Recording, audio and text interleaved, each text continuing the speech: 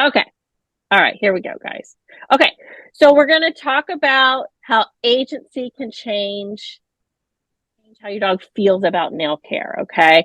So the things I talk about tonight, a few of the things are going to be around this concept of agency, okay? This is the mind shift, the game changer that you need. Dog is not doing well around nail care. If you've got a sensitive dog or a fearful dog, okay? This idea about changing mindset called agency is what's going to make the difference, okay? And I'm going to actually give you two ways tonight to include agency in your current nail care routine, okay? And definition of agency, people definition. This is what comes from human research, okay? So agency is the sense of control that you feel in your life, your capacity to influence your own thoughts, behavior, and have faith in the ability to handle a wide range of tasks and situations. So your sense of agency helps you to be psychologically stable yet flexible in the face of conflict or change, or some of us now call this being resilient, okay? Agency leads us and our animals to being resilient. So this is the human definition, and later I'm going to show you kind of when we're talking about animals what this means. And to think about it for a minute, if we can make our dogs have this concept, can you see how we can really change their behavior? We can actually change how they feel about things, actually, and have changed how they feel about really hard things, okay? So giving your dog agency is really the only way to turn the corner on a fearful dog or a dog with lots of negative history around nail care. So people that come into my program, there's a range. Some of the dogs that do come into my program are really fearful. The people, they're either having to be drugged when they go to the vet. They're just not even able to go to a groomer anymore. Their dogs have really gone to a place that's hard for them to turn around. And employing agency is the really only way I can reach those dogs. This is one of my members, Sachuko and River, and they did fabulous in this program. She never touched a Dremel in her life. She came to my program to learn how to use the Dremel for the first time, and she was able to do his nails within the first 3 months of the program. She did great. She was really good in the program and really took the program to heart. So concept number one, we're going to go over 4 concepts tonight. The first one is talking about creating a space that allows for opt-in and opt-out. And if you are currently here sitting in the audience and you're using restraints, it's fine. I'm going to talk about something that if you can't do a full opt-in, opt-out, I have another concept that you can use with restraints. But even if you're using restraints, like if somebody's holding your dog, you can still do this concept, okay? So don't shut your ears off, because if you're using restraints, you can still use this concept, okay? I like to show this picture because if you have a puppy or a young dog and you're getting them started, a lot of us use food stuffed management toys to get our puppies started. So what she does is she takes electrical boxes and screws them into plywood, and puppy Kong fits perfectly into an electrical outlet box. So that's what this picture is. It's a great way to start puppies. All right. So when we're talking about opt-in and opt-out, we need to build this foundation, okay? And dog trusts they can leave, eventually will never leave. And I know it's hard at first to wrap our heads around that, but giving them the choice to do that, actually they won't leave, okay? And we see it all the time in the program. So here's an example of an opt-in, opt-out space with a grooming table and a stack of Cato boards. So this was one of my founding members, and she just used a stack of Cato boards. You'll see tonight with my setup, I use a Climb currently. That first picture with my dog on one of the first slides, you saw a pet loader ramp. So when she was a puppy, I used a pet loader ramp to get her up to her grooming table. So these are just some ideas that you can use to set up an opt-in, opt-out space. Sometimes people just need ideas to be creative. This is a picture of one of my other members. She used kind of two ottomans. One was shorter than the other one, and she used a dog puzzle, like a dog care mat puzzle piece, just to stabilize it a little bit, that it wasn't so sinky on her dog's feet. So when you're creating this opt-in, opt-out space, you have to show your dog how to get in and out of their space. All right. Once they understand that they are able to get in and out, then that's when you can kind of start to understand that they will have some agency once they understand the concept. But we first have to show them how to get in and out, or on and off is another way to put it. And when you're creating these spaces, you want them to be safe. You want them to be easy for your dog to get on and off. And I know it's a simple concept, but you want them to know that they can opt in and opt out. Okay. So the next thing we're going to need to do is to condition the space. We cannot put agency in if our dogs don't understand that the space is really valuable. Okay. So that is step 2. So we've created our space. It's a safe space and our dogs can get in and out of it. Now, our second concept is we have to make this space valuable so that we can then implement agency. Here's another example of a space. This is in a New York City apartment. And since she doesn't have a separate training space, she just uses a yoga mat on a coffee table in her living room as the context. So she sets up the context that I put the yoga mat on your coffee table, and now we're doing husbandry. Now we're going to do nails, okay? So now I want to talk about how we talk about agency, talking about our dogs, okay? So all over your environment and interactions, some autonomy may look like freedom, but it is not the same as freedom, okay?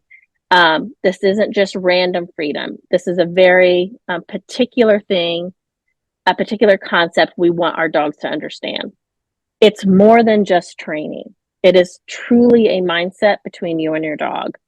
There is, if you do it right, a biological component. Okay. I went to this wonderful lecture with a vet neuroscientist, and she studies agency and resilience. And there is a biological component that we are seeing with animals. That is why agency as a concept can change feelings, even in our most sensitive dogs. And to me, the best example of this is this neuroscientist actually told us this story about rats. There was these two groups of rats. All right. One group was shown how to drive the car to get to their reinforcement. So they showed them everything that they needed to do to get them to the end goal to get the reinforcement. The second group of rats, they just let them go. They just let them be.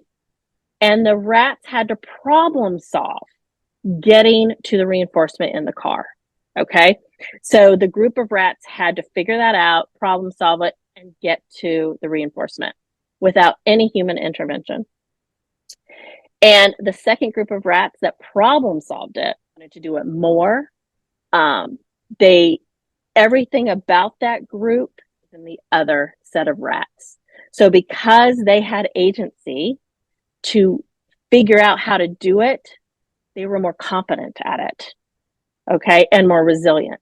So, example of, okay. So one of the examples of how powerful opt-in and opt-out can be is, this is one of my clients, Shannon. She's been with me for a long time. She has a Newfoundland. She came into the program and she was already doing her dog's nails. I mean, she was able to do them, and she would, her dog would allow her to do it. She had a very compliant dog, but there was a lot of drooling. So we could tell there was a lot of stress.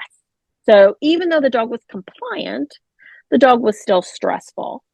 And what was happening is Shannon was having a hard time doing other husbandry things because now there's stacking involved, right? Like once you have a behavior that's hard for your dog and you have all that stress, and then you try to do something else, usually it starts breaking down. Okay. So you don't have that foundation. And so then things start crumbling because there's a hole there. So we did two things. The first thing is all in with opt in, opt out. So to Shannon, I go, you don't lure your dog in, you don't ask your dog in. We are just going to wait, and Aspen will always tell you when you can start the procedure. And when we gave Aspen full autonomy on when she could start that behavior, her stress level started going down. And then Shannon could do more things. And it really changed Shannon and Aspen's experience around this event. And then now Shannon can basically do any husbandry procedure to Aspen because Aspen has the skills to deal with really hard things. So the second thing, and Sarah, this is the thing I wanted to talk to you about. This is what you asked me about in the email. The second thing we changed is we implemented a diamond bit. So when Shannon came into the program, she was using a sandpaper drum on her Dremel. And I do believe, Shannon and I do believe, with Saw and Aspen's behavior before and after we implemented the diamond bit, that there was probably either burning or Aspen was getting very sensitive to the hot sandpaper, the hotness of the tool on her nail. So it was becoming aversive. Once we changed to the diamond bit, and the diamond bit basically takes almost all the heat away, Aspen's reactions got better and better. So those two things alone changed the experience for Aspen. So one of them was a tool, the diamond bit, and the other was employing opt-in, opt-out, because we had to change the history. So even if you change tools, let's say you're like, Eric, I'm just going to change tools. And that's great. That's going to get you there. But the problem is if you have some negative history, you have to employ a way for your dog to get through that. And so the opt-in, opt-out is how Aspen, we could change her experience with her nail care using that technique. Okay. All right. Concept 3 is give your dog a break. Like literally give your dog a break. And again, I know this seems so simple, but I know so many people that they just want to get through all their nails or get through an entire foot or all 4 feet. And to be honest, if you just employ a break, you can see your dog get better. So this, especially if you have to use restraints, like if you have a person that's helping you, or if you're using a grooming loop, you can still give your dog a break. I still want you to opt in piece. Once you give your dog a break, you're going to basically let them respond by saying, I am ready to go again. Giving them a break allows you to do an opt out using a restraint. Okay. So the break creates agency. All right. The break allows our dogs to have control over when the procedure starts again. The breaks give dogs time to decompress. All right. And usually really sensitive dogs, they need that. They need that moment or that minute kind of process, decompress for a second, and then be able to be like, okay, I can go again now. Okay. This is how we change their feelings. All right. Dogs in our current household still are using restraints. She hasn't fully gone through the program, and giving her a break really changed how we could get through the event. It changed it for her. It gave her a moment to just decompress, think about it, and then she would opt back in. So just doing that can really help a dog. All right. A break allows you to see where your dog is emotionally during that session, especially if you're doing something hard or if you're adding something hard. A break is going to give you data. When giving your dog a break, even before you give them a break, you have some things you can look at to see where your dog is emotionally. Will your dog opt in? Will they eat treats? Will they do a high probability behavior or trick, either in the space or out of the space? So if you're answering no to some of those things, that's when you know you've probably gone over threshold, you probably pushed them a little too far, and you just need to rethink your training plan a little bit or give them more time, maybe do a session later in the week, something like that. So these things will tell you how you're doing in that session. All right.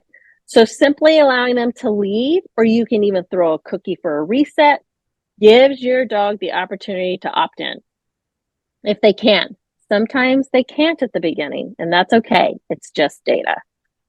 So again, you can also do tricks in or out of your grooming space to see where they are, or to increase motivation. So sometimes if I'm doing something hard or need a little more time with my dog, sometimes I may let her off the table and do some like get treats, toss some treats around for her and kind of get her motivated and up a little bit so that we can finish the session.